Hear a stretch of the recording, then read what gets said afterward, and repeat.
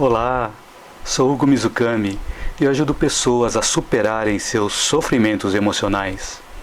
E o tema que vamos refletir hoje é como lidar com remorso. E a minha sugestão é que você assista até o final, pois as várias dicas, pesquisas, ideias, pode ser que algo faça sentido para você e você possa aplicar na prática, no seu dia a dia. Lembrando que todas as segundas-feiras, às 19 horas e 19 minutos, eu transmito lives simultaneamente via YouTube, Facebook e Instagram. E a cada dia com um tema diferente. E espero te ver em todas essas lives. Então sejam todos bem-vindos e todas bem-vindas para a live de hoje. E boa noite a todos, boa noite a todas. Então, o que é remorso? Busquei lá no dicionário para ver a definição de remorso, lá no dicionário, no Wikipédia. Lá consta que remorso é uma sensação de mal-estar, de angústia, de vergonha, que foi o resultado de um erro que nós mesmos cometemos. E não aceitamos esse erro que nós cometemos, por isso ficamos com remorso.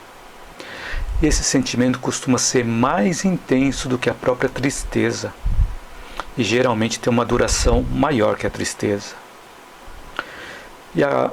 E o remorso, ele pode vir acompanhado também com sentimento de culpa, com lamentação, com fracasso. Qual é o lado ruim do remorso? Se ele persistir, pode causar nossa paralisação na tomada de decisões. E nos impede também de nós vivermos o momento presente, porque com remorso nós ficamos paralisados lá no passado. Então a etimologia da palavra remorso, a origem da palavra remorso, ela vem do latim e significa remorsos ou remordere, que significa tornar a morder, onde nós nos ferimos, nos torturamos e nos atormentamos, nos mordendo frequentemente. E assim, nós nos autopunimos, até com um próprio mecanismo de defesa. Como assim mecanismo de defesa? É que nós nos punimos para nós não sermos punidos por outras pessoas, talvez de forma mais severa. Então nós já adiantamos isso e começamos a nos punir. E às vezes nos punimos até de forma mais severa do que se fosse uma outra pessoa nos punindo. Mas se ele começa a trazer problemas mais graves, é necessário envolver auxílio profissional. Porém, nesses casos é importante lembrar que apenas os medicamentos não vão resolver. Então os medicamentos eles servem para nós recuperarmos o nosso humor, para podermos sair da paralisação e retomarmos a nossa vida. Só que aí que entra a necessidade também de um auxílio psicoterapêutico, pois se trata de uma enfermidade da alma que não é tratada só com medicamentos, e sim com o nosso entendimento, com a nossa compreensão de nós mesmos e também do nosso autoconhecimento. Então, nessas situações, quando for necessário auxílio profissional, é necessário envolver tanto auxílio médico, mas também auxílio psicoterapêutico, fazer os dois juntos. E também assistir às minhas lives, ou aos meus vídeos, E qual é o lado bom do remorso? Olha só que interessante, o remorso também tem um lado bom. O lado bom é que o remorso ele nos faz sentir uma emoção. E a emoção do remorso, ela é um sinal de alarme para que nós possamos nos olhar. Assim, olhar como? De uma forma mais profunda, bem para dentro de nós. E o remorso também está associado a um certo grau de dignidade, a um grau de honra.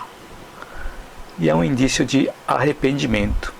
E quando tem um indício de arrependimento, de retomada da nossa consciência, ele está demonstrando que nós estamos buscando algo melhor.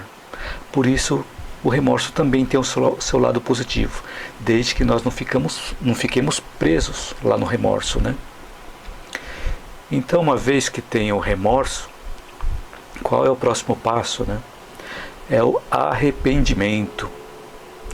Então, uma vez tendo remorso, é necessário nós nos arrependermos e não ficarmos apenas presos lá no remorso. E a palavra remorso, ela vem do grego, que significa metanoia. Então, busquei lá no dicionário também. Metanoia, lá do grego, pode significar mudança de direção, mudança de mente, mudança de atitudes, mudança de pensamento, mudança de temperamento e até mudança de caráter. Então pode ser uma série de coisas. Então, quando nós nos arrependemos, nós estamos mudando as nossas ideias, mudando os nossos pensamentos. E o arrependimento, na maioria das vezes, ele denota evolução. Como assim que o arrependimento denota evolução? É que quando nós nos sentimos arrependidos, nós costumamos tomar a decisão de não repetir mais aquele erro. Só que o arrependimento nem sempre é imediato, nem sempre o arrependimento vem logo depois do remorso, pois depende das nossas tendências e também da nossa teimosia que temos em nós permanecermos no mal. Permanecer no mal significa não procurar nos ocupar com algo útil, ficando apenas esperando que o mundo nos sirva, que o mundo resolva todos os nossos problemas. Então, se a nossa tendência é ficar na teimosia ou ficar paralisado, nós não vamos conseguir chegar nesse nível de arrependimento. Então, mais cedo ou mais tarde, por meio de sofrimentos, nós vamos reconhecer esse desvio de rota e nós nos arrependemos. Mas o arrependimento apenas não é suficiente. Então, além do arrependimento, é necessário algo a mais. Então, se nós não buscarmos a reparação, o sofrimento vai continuar. Então, seria como se nós fôssemos um motor valioso que não é utilizado. Como se nós fôssemos um irrigador sem uso em uma plantação necessitada de água. Ou como se nós fôssemos uma lâmpada apagada no meio da escuridão, onde nós estivéssemos precisando de luz. Então, se nós não realizamos a parte que nos cabe, a nossa pendência vai refletir no universo que nos cerca, pois todos nós somos interdependentes, onde nós precisamos uns dos outros e também dependemos uns dos outros. E agora vou utilizar também uma referência que eu peguei nesse livro chamado A Matriz Divina, que eu já mostrei em outros vídeos, mas eu peguei um ponto interessante desse livro, A Matriz Divina. O autor é Gregg Braden. Aqui está escrito: uma jornada através do tempo, do espaço e dos milagres e da fé. Bem interessante esse livro. É um livro voltado para a física quântica. Então eu comentei que todos nós estamos interligados uns com os outros. Então, se nós não realizarmos a parte que nos cabe na reparação do erro, a nossa pendência vai refletir no universo que nos cerca. Então eu vou dar um exemplo aqui. Existe uma teoria chamada teoria do efeito borboleta, que, segundo a cultura popular, essa teoria apresentada, ela diz que o bater das asas de uma simples borboleta poderia influenciar o curso natural das coisas e assim talvez provocar um tufão do outro lado do mundo. Já imaginou? Só o simples bater de asas de uma borboleta poderia provocar um tufão do outro lado do mundo? É lógico que isso é uma metáfora, né? Mas nós vamos ver que tudo isso tem um sentido. Então vamos entender. Então, o que diz esse efeito borboleta? É que um feito realizado aqui tem um efeito ali. Então, quando nós começamos a ter essa percepção do efeito borboleta, ou essa visão maior de universo, vemos através de um outro ponto de vista o nosso papel no mundo. Então, essa pequena mudança de percepção está relacionada em nós começarmos a nos ver como parte integrante do mundo, e não como se nós fôssemos, ou se nós estivéssemos separados do mundo. Então é importante nós vermos como parte integrante do mundo e não como parte separada do mundo. Por exemplo, em uma teia de aranha, não sei se vocês já tocaram uma teia de aranha. Se vocês tocarem em algum ponto da teia de aranha, a teia de aranha inteira se mexe. Então, da mesma forma, quando nós tomamos uma ação, nós vamos influenciar o universo que nos cerca. Então vamos seguindo adiante e refletir um pouco mais sobre isso, né? Bom, existe também uma outra teoria, chamada teoria dos 6 graus de separação. O que vem a ser essa teoria? É um estudo científico que foi desenvolvido em 1967, faz tempo, hein? Por um psicólogo chamado Stanley Milgram, da Universidade de Yale, nos Estados Unidos. Ele criou essa teoria dizendo que no mundo são necessários no máximo 6 laços de amizade para que 2 pessoas quaisquer estejam interligadas. Então, entre 2 pessoas quaisquer no mundo, bastam ter 6 pessoas para que 2 pessoas possam ser interligadas, ou 6 laços de amizade para que 2 pessoas possam ser interligadas. Olha que negócio interessante, né? Então, entre eu e uma outra pessoa que eu não conheço de qualquer outro ponto do mundo, existe uma conexão de 6 graus. Então, tem 6 pessoas intermediárias me ligando com uma outra pessoa que eu não conheço. Então esse número 6 foi uma média, conseguindo até números menores e também um pouco maiores, mas o número 6 tem sido uma média. Então esses estudos de grau de separação também incluem, entre os estudos modernos que estão sendo realizados, a análise de redes sociais. Então várias pesquisas vêm sendo feitas nessa área, como por exemplo na identificação de redes de colaboração entre cientistas. Então, cientistas às vezes que nem se conhecem, de alguma forma um está influenciando o outro através dessa rede de 6 graus.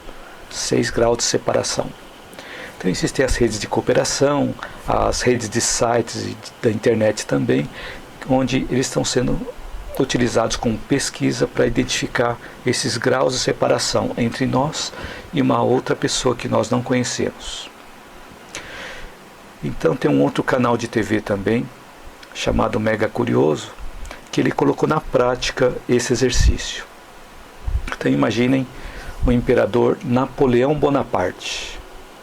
Napoleão Bonaparte, como que ele pode estar conectado com uma pessoa, por exemplo, do Brasil? Bom, foi feita uma pesquisa. Então esse imperador francês, Napoleão Bonaparte, ele tinha um sobrinho chamado Napoleão III, que ele governou a França também. E Napoleão III, ele conheceu a rainha Vitória do Reino Unido, que tinha 9 filhos e 42 netos.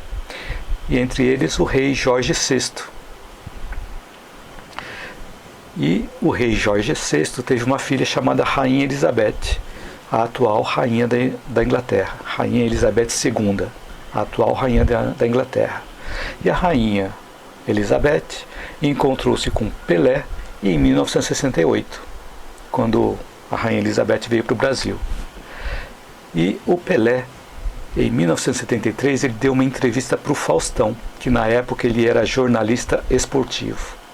Então, nesse exemplo que foi feito por esse canal de TV, identificaram que entre Napoleão Bonaparte e o Faustão havia 5 pessoas intermediárias separando um do outro. Olha só que interessante. Então foi uma separação de grau 5. Então, uma pequena ação que nós tomamos pode provocar impactos não previstos por nós. Daí o efeito borboleta. Porque nós podemos influenciar uma outra pessoa, e essa outra pessoa pode influenciar uma outra pessoa que nós não conhecemos, que pode influenciar outra, e cada uma dessas influências pode influenciar mais outras pessoas. Então imagine o reflexo que isso vai ter quando nós provocamos algo, seja positivo ou seja negativo, no universo. Então, um erro que nós deixamos de corrigir pode envolver muito mais pessoas do que nós imaginamos. E quanto mais pessoas são envolvidas, maior é o retorno da lei de causa e efeito, tanto para as coisas boas quanto para as coisas que não são boas. Então, olha só que interessante a importância de nós começarmos a nos ver como parte de um todo e não como um ponto isolado. Então por isso que quando nós erramos, podemos até ter aquela fase de remorso, mas é importante já o arrependimento e logo depois do arrependimento a reparação, porque nós não sabemos quais são as repercussões já baseadas nessas pesquisas realizadas, né? Então imaginem só o quanto que nós podemos afetar as pessoas, não só as pessoas que nós conhecemos, mas as pessoas que nós não conhecemos, através desse efeito borboleta, ou senão através dessa teoria dos 6 graus de separação. E aqui nós estamos falando apenas do campo material, do campo físico, mas se nós envolvermos o nosso campo mental, nós vamos ampliar ainda mais essa conexão. Imaginem quantas pessoas podem ter conexão mental conosco quando nós ficamos pensando negativamente em alguma coisa. Ou o contrário, quando nós pensamos positivamente em alguma coisa. Olha só quanto que nós podemos repercutir a nossa energia no universo. Então nós podemos começar a ter essa percepção diferente do universo, nos vendo como parte do universo e não como um ponto isolado. Por isso, é imprescindível a reparação do erro que nós cometemos. Então, na nossa vida, nós passamos por momentos ásperos, onde parece que nós estamos entrando em uma situação onde nós não vemos saída. Quando nós sentimos, por exemplo, remorso por algo errado que nós fizemos, nós começamos a perseguir a nós mesmos. E pode ocorrer até de nós abandonarmos a realização do bem, quando na realidade nós deveríamos demonstrar a realização do bem. E também nós erramos ou nós nos distraímos no momento em que o mais importante era de nós vigiarmos as nossas atitudes e vencer as situações. E com isso nós ficamos deprimidos, ficamos arrasados com a situação que nós mesmos provocamos e perdemos tempo nos lamentando pelo leite derramado, como dizem, né? E é lógico que nós também não devemos ir para o outro extremo. Então, um extremo é ficarmos paralisados no remorso. E o outro extremo? O outro extremo é a irresponsabilidade daquilo que fizemos errado. Então, se nós fazemos algo errado e não assumimos a responsabilidade daquilo, também não é uma coisa boa. Mas em algum momento nós vamos ser cobrados. Então, nesses momentos, cabe a cada um de nós analisarmos as nossas ações, analisarmos a nossa consciência ou envolvermos a nossa consciência e refletirmos para nós termos o devido discernimento da situação. E parece até contraintuitivo o que eu vou falar agora, mas nós devemos exercitar paciência conosco mesmos.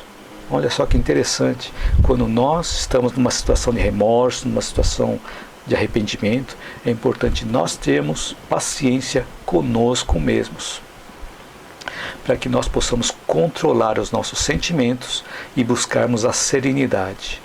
E quando nós chegamos no nível de serenidade, as respostas começam a vir e nós começamos a pensar com mais maturidade, envolvendo a nossa consciência, buscando energias superiores. Então, apesar das provas às quais nós somos submetidos nessa situação, para nós podermos resolver essa situação, a serenidade vai ajudar a nós desenvolvermos a humildade, a reparar o nosso erro e também ter gratidão pelas lições recebidas. Olha só que interessante, é importante nós termos paciência para podermos controlar os nossos sentimentos, para buscarmos a serenidade. E assim, apesar de tudo que está acontecendo à nossa volta, nós podemos envolver a nossa humildade para reparar o erro e ter gratidão dessas lições que nós recebemos. Então, ter a humildade para reconhecer o erro. Não seria mais honroso do que tentar ocultar esse erro? E buscar reparação, demonstrando que nós queremos acertar, que nós não queríamos fazer aquilo de forma errada. Então, buscando a reparação, nós estamos demonstrando que nós queremos acertar. E com essa experiência vem o aprendizado, vem o autoconhecimento, vem o crescimento interior. Daí a importância da gratidão. a gratidão de nós passarmos por aquela experiência, até dolorosa, para que nós pudéssemos crescer, para que nós pudéssemos aprender com a situação. Por isso nós não podemos esquecer da gratidão por aquela experiência que nós passamos. E a pergunta que pode surgir é, mas como é que nós podemos realizar ações no bem se nós ainda somos imperfeitos? Nós ainda temos muitas fraquezas e também passamos por tantos sofrimentos morais, tantos sofrimentos emocionais. Como realizar essas ações do bem?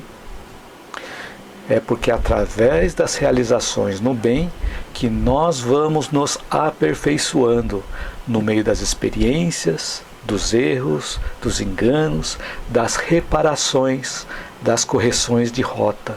E assim nós vamos nos aperfeiçoando conforme nós vamos realizando ações no bem. Quanto mais nós praticamos uma mesma ação, repetidamente, mais nos aperfeiçoamos naquilo. Então, se frequentemente nós realizamos ações no bem, vamos ficando cada vez melhores naquelas ações. Regina Severo Vaz escreveu, muito bom assistir sua live. Muito obrigado, Regina. E a Jânia Souza escreveu, remorso e arrependimento são bem diferentes, né? O arrependimento gera mudança interior. Exato, Jânia. O remorso nos paralisa e o arrependimento faz com que nós possamos mudar o nosso pensamento e aí é isso que você comentou, gera a mudança interior, que nós mudamos aquela ideia que nós tínhamos enquanto estávamos presos só no remorso. Então arrependimento é diferente de remorso. Mas obrigado pela sua colocação aqui, Jânia, muito bacana. Importante essa distinção, né? Então é importante nós não ficarmos presos nem no remorso e nem no arrependimento.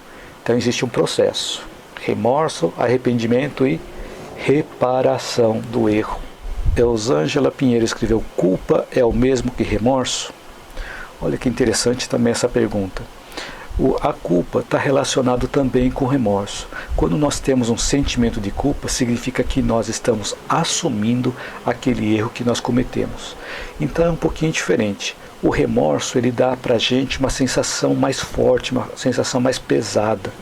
E a culpa também, ela tem um certo grau, é bastante semelhante também ao remorso, mas a culpa também nos leva à paralisação, tanto quanto o remorso. Então são coisas bastante similares, a culpa e o remorso. Tanto uma quanto a outra pode nos levar à paralisação. Então, quando nós estamos num sentimento de remorso, podemos estar envolvendo também a nossa culpa. Estamos assumindo a culpa por ter realizado aquilo de forma indevida. Então, tanto um quanto o outro requer reparação, requer arrependimento, porque são dois sentimentos paralisados, são dois sentimentos paralisantes. Por isso que é importante nós começarmos a tomar uma ação. Se nós não tomarmos uma ação, vamos continuar sofrendo na mesma situação. Mas obrigado pelo seu comentário. Eusângela Pinheiro. Então uma outra coisa também que pode nos afetar é a nossa crença limitante. A nossa crença limitante que forma o nosso padrão de pensamentos, forma o nosso padrão mental. É acharmos que se nós erramos, nós devemos sofrer por resto da vida, mesmo que nós nos arrependamos. Então essa crença limitante nos condena a permanecermos no sofrimento eterno. Então é um ponto importante para nós prestarmos atenção, porque é uma crença limitante que vai nos manter no sofrimento eterno. Então achando que se nós erramos, nós devemos carregar aquela culpa para o resto da vida. Isso é uma crença limitante. E também tem a crença limitante de que nós ficamos achando que Deus está nos castigando. Também é uma outra crença limitante. Mas nós sabemos que Deus é bom, justo e misericordioso. E Ele só quer o nosso bem. Ele não nos castiga. Então por isso é importante cada vez mais nós questionarmos as nossas crenças limitantes e buscarmos por respostas. As crenças limitantes são aquelas que estão fazendo com que nós soframos. Então, se nós pararmos para refletir, se usarmos a lógica, usarmos a razão, se nós fôssemos condenados para a eternidade, nós não estaríamos negando a bondade de Deus? Ficar sofrendo para a eternidade, sofrendo o resto da vida por algo que nós cometemos? E aí nós estaríamos negando também uma outra frase: nenhuma ovelha se perderá. Então todos nós seremos encontrados. Basta nós nos conectarmos com o alto, nos conectarmos com Deus, nos conectarmos com o universo, com as pessoas que nos cercam. Então, quando nós cometemos um erro, não vai ser Deus que nos vai castigar, vai ser a própria lei de causa e efeito. O que nós plantamos, nós colhemos. A Rita Cavalcante escreveu aqui: remorso é algo que eu poderia fazer e não fiz? É isso? Boa pergunta, Rita. Muito obrigado por essa pergunta. Então, remorso pode surgir em duas situações. Eu até ia comentar um pouco mais para frente. Eu vou voltar a falar sobre isso também. Então, remorso pode vir por uma coisa que nós fizemos ou também por uma coisa que nós não fizemos. Então, pode vir tanto numa situação quanto em outra. Então, às vezes, nós ficamos pensando: se eu não tivesse feito aquilo, eu não teria esse resultado. Ou se eu tivesse feito isso, não teria acontecido aquilo.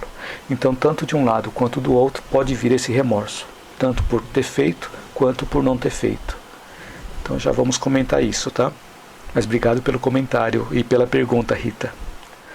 Então, quanto tempo dura um sofrimento de remorso? Então, analisando de uma forma racional, vemos que o sofrimento não tem uma duração fixa. Sempre que nós nos desviamos do nosso caminho, nós cometemos um erro. E aí sofremos a consequência desse erro. Quanto maior é esse erro, mais severo vai ser o retorno. E é o retorno de uma ação que nós mesmos provocamos. Através do sofrimento que nós impomos a nós mesmos, nós também podemos até sermos envolvidos em remorso. E a duração desse sofrimento vai depender do tempo que vai levar para nós nos arrependermos e nós repararmos os nossos erros. Enquanto isso não ocorrer, a dor do remorso permanece no nosso interior. E geralmente, o que falta para nós sairmos dessa dor do remorso é vontade, força e coragem. E para conseguir vontade, força e coragem, é necessário que nós paremos para refletir se as ações que estamos tomando ou as ações que não estamos tomando vão ajudar. E procurando pelas soluções, ou procurando por exemplos de pessoas que já realizaram algo para superar aquela situação e tiveram êxito, vai fazer com que nós nos conectemos com energias superiores. Enquanto que se nós continuarmos no estágio do remorso, nós nos conectaremos com outras mentes que estarão na mesma situação, através da lei de sintonia, como já demonstrado na física quântica. Então, é importante que se nós erramos e estamos com um sentimento de remorso causado por esse erro, e ficamos pensando: se eu tivesse feito ou se tivesse deixado de fazer tal coisa, isso não teria acontecido. Foi isso que você comentou aqui, Rita. Se nós ficamos pensando, né? Se eu tivesse feito ou tivesse deixado de fazer tal coisa, isso não teria acontecido.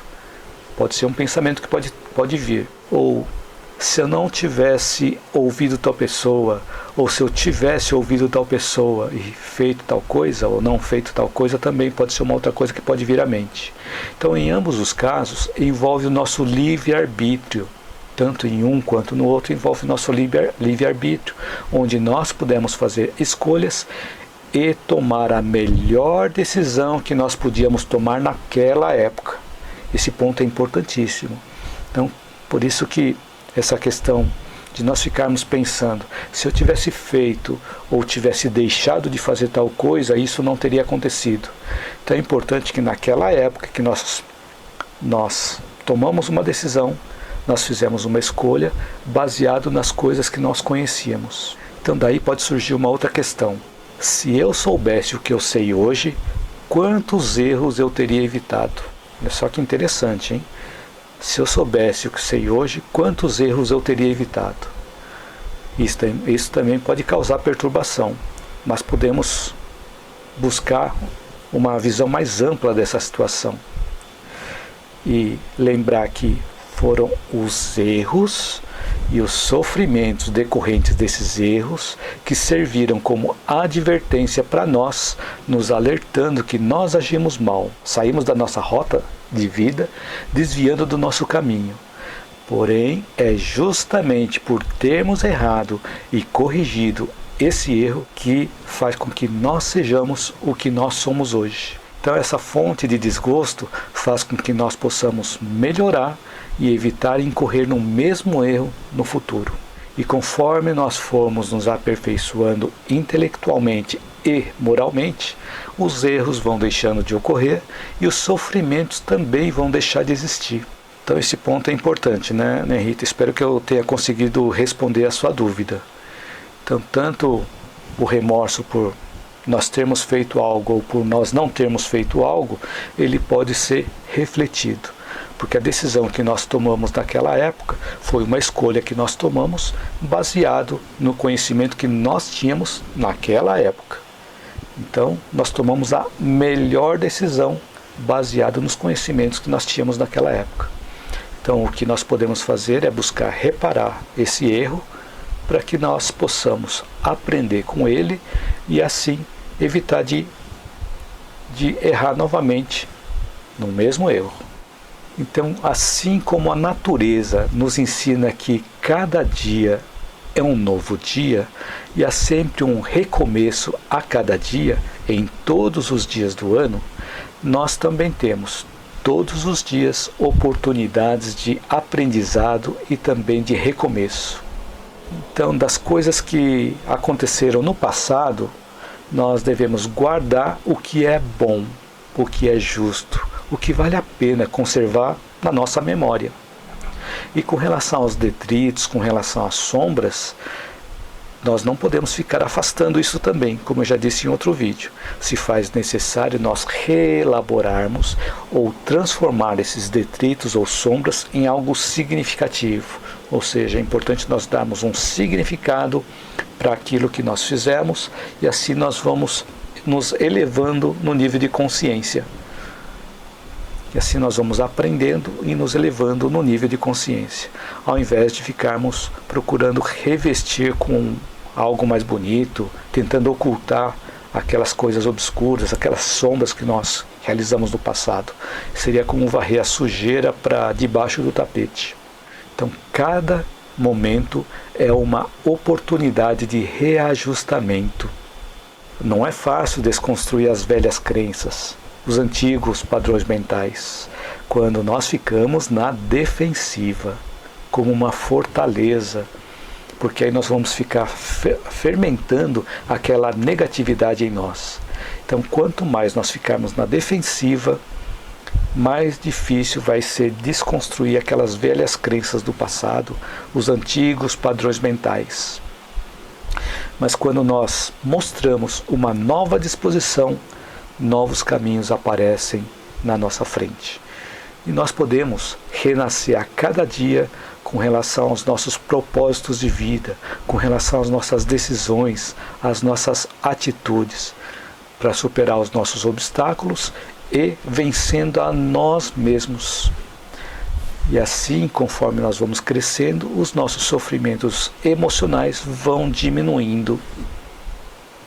E a nossa vida vai se tornando mais serena, mais harmônica, melhorando também a nossa qualidade de vida. A Neuza Rodrigues escreveu aqui: culpa é uma ação executada por alguém e nem sempre traz amargura de alma. Remorso é a ação executada por alguém e traz uma amargura profunda de alma. Obrigado pelo seu comentário, Neuza. Então, qualquer um de nós podemos ser incutidos ainda, podemos ser envolvidos tanto no sentimento de remorso quanto no sentimento de culpa. Eu entendo que o remorso ele traz um sofrimento até maior, mais profundo, como você mesmo comentou aqui. Traz uma amargura profunda de alma. Então, realmente, tanto um quanto o outro, eles são amargos. Mas por isso que é importante nós não ficarmos paralisados nos erros do passado, né? É importante nós nos movimentarmos, envolvermos o nosso raciocínio, a nossa lógica, a nossa razão, e através da consciência refletirmos sobre aquilo que realizamos, de errado e procurarmos reparar o mais rápido possível. Quanto mais tempo nós demoramos para reparar um erro, pior, né? Pior fica, porque ele vai aumentando de tamanho, vai ficando cada vez maior. Então eu espero que durante esse tempo da live eu tenha podido acrescentar algo útil na sua vida e que você possa aplicar desde já, na prática do seu dia a dia. E escreva um comentário, caso você ainda não tenha escrito, para eu saber se esse conteúdo te ajudou e se teve algo que te chamou a atenção no conteúdo desse vídeo. E também para eu saber se eu estou no caminho certo. Se você gostou também desse vídeo e acha que ele pode ajudar outras pessoas, curta, compartilhe com os amigos, divulgue, para que esse conhecimento possa chegar para outras pessoas, para que esse conteúdo possa ajudar mais pessoas. E você que está assistindo esse vídeo no YouTube, inscreva-se no meu canal, caso não tenha inscrito ainda, e ative o sininho para você receber as notificações das minhas próximas postagens. Gratidão a você, gratidão a todos vocês que estão me acompanhando na live, me acompanharam até o finalzinho aqui do vídeo, e vejo vocês na minha próxima live ou no meu próximo vídeo. Lembrando que todas as segundas-feiras, às 19h19, eu transmito lives simultaneamente via YouTube, Facebook e Instagram, e a cada dia com um tema diferente. Espero te ver em todas essas lives.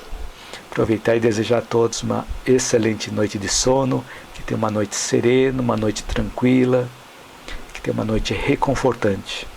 Então, muito obrigado a todos. Boa noite a todos vocês.